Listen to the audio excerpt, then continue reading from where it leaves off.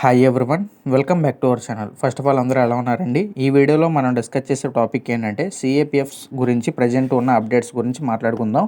అదేంటంటే first of all SSC GD constable results ఏంటి, ఎంత టైం పడుతుంది, మరి ఇది మనకి ప్లస్ పాయింటా లేదా అనే దానిపై ఒకసారి చర్చించుకుందాం. అలాగే ఎస్ఎస్సి సిపిఓ నోటిఫికేషన్ జూన్ 16 అయితే ఉంది కదా, దాని గురించి ఒకసారి మాట్లాడుకుందాం. అలాగే యూపీఎస్సి సిఏపిఎఫ్ అసిస్టెంట్ కమాండెంట్కి సంబంధించి 2024లో అప్లై చేసిన వారికి ఇంటర్వ్యూస్ అయితే క్లోజ్ అయినాయి. సో దాని గురించి ఒకసారి మాట్లాడుకుందాం. సో వీడియోని అయితే ఎక్కడ స్కిప్ చేయొద్దండి. ముందుగా చూసుకున్నట్టయితే ఎస్ఎస్సి జీడీ కానిస్టేబుల్ రిజల్ట్స్ అనేవి మనం ఎక్స్పెక్ట్ చేసింది ఏంటంటే మేలో అయితే రిజల్ట్స్ అయితే వదులుతారనుకున్నాం. బట్ మే అయితే అయిపోయిందండి కంప్లీట్గా. బట్ ఏంటంటే రిజల్ట్స్ రిలీజ్ చేయకపోవడానికి కారణం ఏంటో తెలీదు. పోనీ ఏమన్నా వెబ్సైట్ అనేది ఇన్యాక్టివ్గా ఉందా అంటే లేదు, మొన్నే ఫేజ్ 30 నోటిఫికేషన్ కూడా రిలీజ్ చేశాడు. ఓకే, అది మనం టెలిగ్రామ్ గ్రూప్లో పెట్టాం. వీడియోస్ అయితే కొన్ని చేయడానికి కుదరట్లేదు, చేయని పక్షాన టెలిగ్రామ్లో అయితే పెడుతున్నాను. ఓకే, టెలిగ్రామ్ కూడా ఫాలో అవుతూ ఉండండి.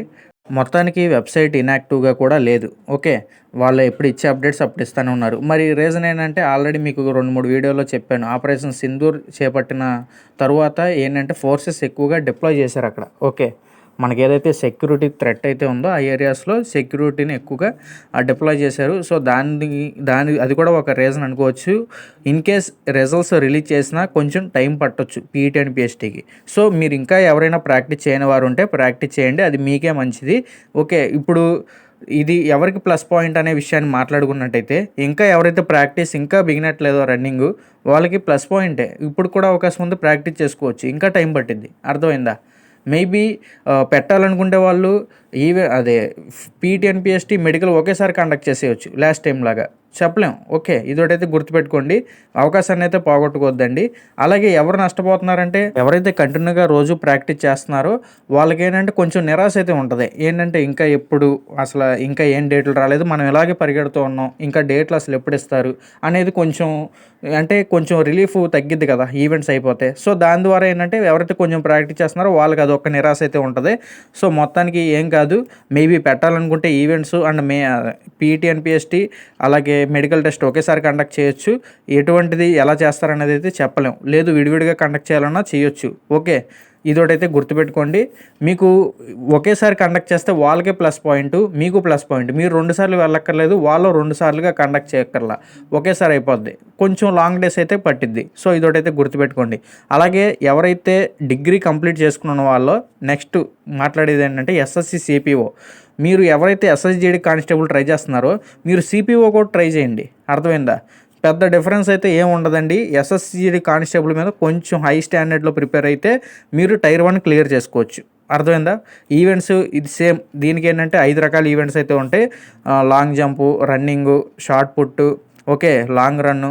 సో ఇలాంటి ఒక 5 types of high jump, 5 types of events ఉంటాయి సిపిఓకి.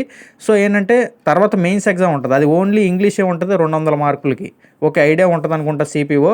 మొత్తానికి మీరు ఇది ట్రై చేయండి. ఎవరైతే డిగ్రీ ఉంచుకుని జీడీ కానిస్టేబుల్ ట్రై చేసే వాళ్ళు ఉన్నారో మీకు ఒకేసారి సిపిఓ అయితే కొంచెం బెటర్ కదా. ఓకే, ఇదొకటైతే గుర్తుపెట్టుకోండి. సిపిఓ కొట్టినోళ్ళు కూడా ఉన్నారు మన తెలుగు వాళ్ళు మాట్లాడుకున్నట్లయితే, అర్థమైందా? సో కొంచెం కష్టపడితే ఇది కూడా క్రాక్ చేసుకోవచ్చు, ఆలోచించండి. జూన్ 16 అయితే నోటిఫికేషన్ అయితే ఉంది, సెప్టెంబర్లో టైర్ 1 ఎగ్జామ్ అయితే ఉంటుంది. ఓకే, అలాగే నెక్స్ట్ ఫైనల్గా మాట్లాడుకున్నట్టయితే యూపీఎస్సి సిఏపిఎఫ్ అసిస్టెంట్ కమాండెంట్ దీనికి సంబంధించి చూసుకున్నట్టయితే 2024 నోటిఫికేషన్కి సంబంధించి 506 ఉద్యోగాలు అయితే రిలీజ్ చేశారు. సో దానికి ఎగ్జామ్ అయితే ఆగస్టు 4వ తారీఖున అయిపోయింది, 2024 ఆగస్టు 4. ఆ తర్వాత అక్టోబర్లో నవంబర్లో ఈవెంట్స్ అయితే పెట్టారు, అయిపోయింది. తర్వాత మొన్న మే నెల జూన్ నెలలో ఇంటర్వ్యూస్ అయితే కండక్ట్ చేశారు. ప్రజెంట్ ఇంటర్వ్యూస్ వచ్చేసి నిన్నటితో క్లోజ్ అయిపోయినాయి ఇంటర్వ్యూస్. ఈరోజు ఎవరికంటే ఇంటర్వ్యూ ఈరోజు కూడా జరుగుతుందంట కొంతమందికి. అది ఎవరైతే నిన్నటి వరకు ఇచ్చిన వాళ్ళు ఉంటారు కదా, వాళ్ళు ఎవరన్నా పోస్ట్ పోన్ చేసుకుని ఉంటే వాళ్ళకి ఈరోజు కండక్ట్ చేస్తున్నారు. ఇదొకటైతే గుర్తుపెట్టుకోండి. ఇంటర్వ్యూ అయితే 2 ఫేజుల్లో అయితే కండక్ట్ చేస్తున్నారు. ఫస్ట్ ఫేజ్ వచ్చేసి 965 మందికి సంబంధించి ఇంటర్వ్యూ షెడ్యూల్ అయితే రిలీజ్ చేసి అయితే వెబ్సైట్లో పెట్టారు. సెకండ్ ఫేజ్ వచ్చేసి 549 మందికి అయితే ఇంటర్వ్యూస్ అయితే షెడ్యూల్ చేసి పెట్టారు. మొత్తం మీద 1514 మందిని షార్ట్ లిస్ట్ చేశారండి ఫేజ్ 1 ఫేజ్ 2లో. మనకున్న పోస్టులు ఎన్ని? 506. ఇక్కడ షార్ట్ లిస్ట్ చేసింది ఎంతమంది? 1514 మందిని. అంటే ఒక పోస్ట్కి 3 చొప్పున షార్ట్ లిస్ట్ చేశారు. ప్రజెంట్ ఇంటర్వ్యూస్ అయితే అయిపోయినాయి, ఈ రోజుతో అయిపోతాయి. ఈ రిజల్ట్స్ వచ్చేసి ఈ జూన్ మంత్లోనే రిలీజ్ చేసేయచ్చు. ఓకే, యూపీఎస్సీ పర్ఫెక్ట్గానే ఉంటుంది. వాళ్ళు ఎప్పుడు కూడా అంతే, మీరు ఎప్పుడు చూసుకున్నా జూన్ మంత్లో ఈ సిఏపిఎఫ్ అసిస్టెంట్ కమాండెంట్కి సంబంధించి రిజల్ట్స్ అయితే రిలీజ్ చేస్తారు. సో ఆ లెక్క ప్రకారం చూసుకున్నట్టయితే మేబీ మనకి ఈ జూన్ మంత్లో రిజల్ట్స్ అయితే రిలీజ్ చేసేసిన తర్వాత అప్పుడు కట్ ఆఫ్లు ఎంత పెట్టారు ఏంటి అనేది అయితే తెలుస్తుంది. అప్పుడు నేను దీని మీద ఒక వీడియో అయితే చేస్తాను.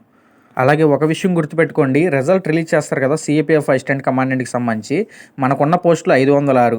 సో అందులో ఏంటంటే మేబీ ఏమన్నా కొత్తగా యాడ్ చేస్తే కొన్ని యాడ్ చేయొచ్చు.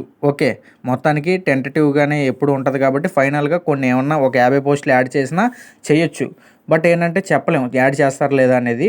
యాడ్ చేసి రిజల్ట్స్ రిలీజ్ చేసిన తర్వాత మరి ఇంటర్వ్యూకి వెళ్ళే వాళ్ళేమో 1500 మంది ఉన్నారు కదా. సో మరి మనకు పోస్టులేమో 506, మరి మిగిలిన ఒక 1000 మంది దాకా పోతారు కదా ఇంటర్వ్యూలో. ఓకే, డిస్క్వాలిఫై అవుతారు కదా.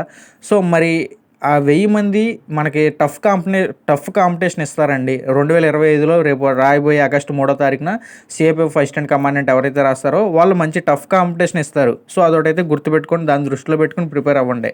పొరపాటును కూడా వాళ్ళు వదలరు, ఎందుకంటే వాళ్ళు ఫైనల్ స్టేజ్ వరకు వెళ్ళారు, ఇంటర్వ్యూ వరకు. వాళ్ళు ససేమిరా వదలరు, టఫ్ కాంపిటీషన్ ఇస్తారు. నెక్స్ట్ 2025లోనే వాళ్ళు క్రాక్ చేస్తారు.